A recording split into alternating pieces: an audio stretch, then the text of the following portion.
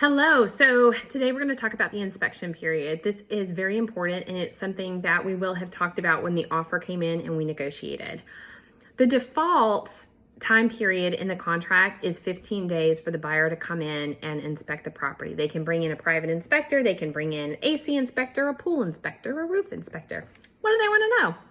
They have that time to explore your property. They also have that time to read the HOA bylaws and make sure that this neighborhood works for them.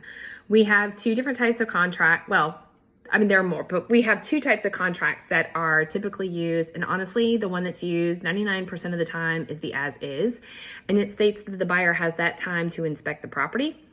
They can ask for repairs, but you don't have to do them. They also can take their escrow deposit and walk away. So it really is it's a due diligence period for them to understand the property better.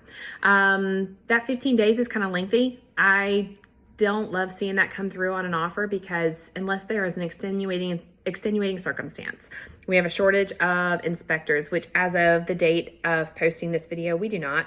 If it is a luxury property and quite a few vendors need to come in to inspect the property, we might need more time. Okay, so if it is a big compound, we might need to bring quite a few people in. But if it's a general inspection and a pool inspection, we can probably get that done in 7 to 10 days. So that's what I'm looking for. We'll talk about that. We will schedule the inspection. The buyer puts in their request of what inspections they want. They get their people hired, and then we work with you to get it scheduled. I always say I'm never going to kick a homeowner out of their house, but ideally the inspection is a time for the buyer's agent to be there with their inspector that they hired. They paid for it. It's their service to get to know the house. So you can, if you need to stay, you stay at your house. But if it's something that you can give them that time to explore and get to know the house, sometimes it's important.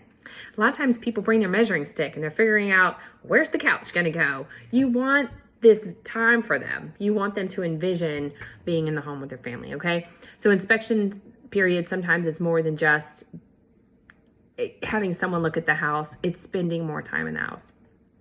During that inspection period, if a buyer does make asks for repairs or credit for repairs, we are going to go back through. It's another point of a negotiation. And I get excited about negotiation only because we can find a solution here in most cases. However, if the buyer comes in and they just have a silly ask and you look at where you've contracted the property, and you go, this is good, we've contracted well, and what they're asking for does not make sense, it does not tell a good story, you can say no.